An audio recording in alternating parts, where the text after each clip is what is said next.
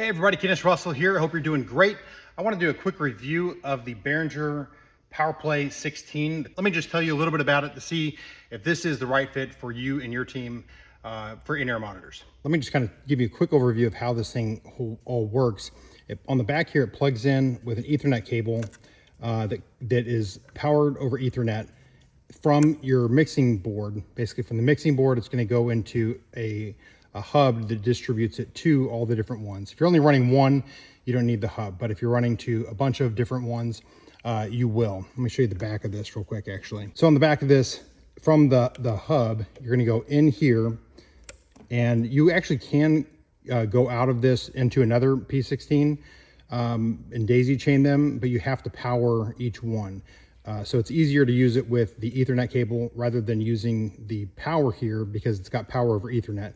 So if you use the hub, this is the way to go instead of daisy chaining them, because you got to get power to each one, and it's an extra cable going to this. Your headphones are going to be right here, and then you also have a line out as well as some MIDI options, which I've never used. By the way, too, it does come with this, like this stand, this holder right here, that you'll be able to hook it up to another stand, so you don't have to have a dedicated stand for it. So this is like a music stand up here, and then the P16. This only works with the Behringer products that can go with the Ultranet out of that. So 16 different channels, and on the Behringer X32 or the M32 or the XR18 or whatever the case is, anything that has the Ultranet, you're able to connect, tell what each of these is supposed to control. So there's no screens or anything, so we printed out this strip here that tells us what each thing is. So we've got like drums, bass, keys 1, 2, electric guitar, acoustic guitar, extra guitar, vocals 1, 2, 3, 4, 5. Then we have like a video, Judy, which is like the person that talks to our in-ears, and then the tracks and the click. All of that, every musician can control their own individual one. So if I want to do like turn the drums up, I hit the channel 1, and I can adjust the volume right here, as well as EQ for that specific channel. Now I can also EQ and control the volume of the whole thing. So we have our main here, I can control the volume of that, and I can EQ the main mix as well. And also it's got a level out as well. It also has a limiter here. So if you the more you turn this down, the more that it'll basically compress the sound. So if you had it all the way up, it's not compressing anything. And then as you dial it back down, if you went here, everything's going to be the same volume, which is nice to have sometimes to just get a better mix. It also has the ability to pan left or right. So if I said, all right, I want keys 1 into the right ear and keys 2 into the left ear, I could do that, which is pretty awesome. You push this button to go back into the center.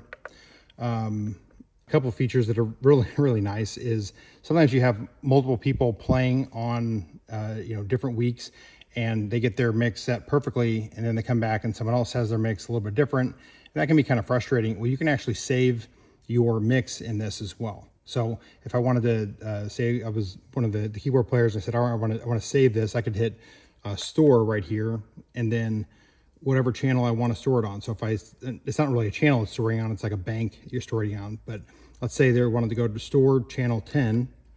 I do that. Now this thing is set up for 10. Then now if I wanted to recall it, I would hit recall, and you can see it's already on 10 because that's the last one it stored. But if I wanted to recall 1, I would hit recall, and then I would go to 1, and it'll pull up the one that's on here, this person's mix. Pretty cool. Also, you can solo. You've got a buzz in your ears. You want to highlight and see which instrument's doing that. You can hit solo and then just kind of like tap through, like, oh, okay, it's the guitar, that guy's guitar. Then you turn off solo and you're good. Or you can also do mutes.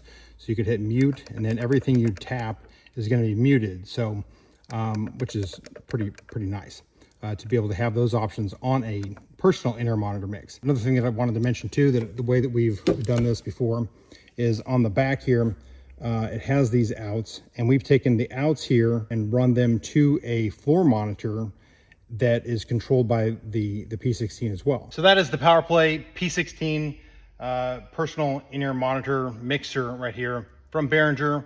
If you have the option to use the Behringer Ultranet with an X32 or whatever, I highly recommend this for in-ear monitors. Hopefully this is helpful to you in determining whether this is the right product for you. Kenneth Russell out. I'll see you in another video.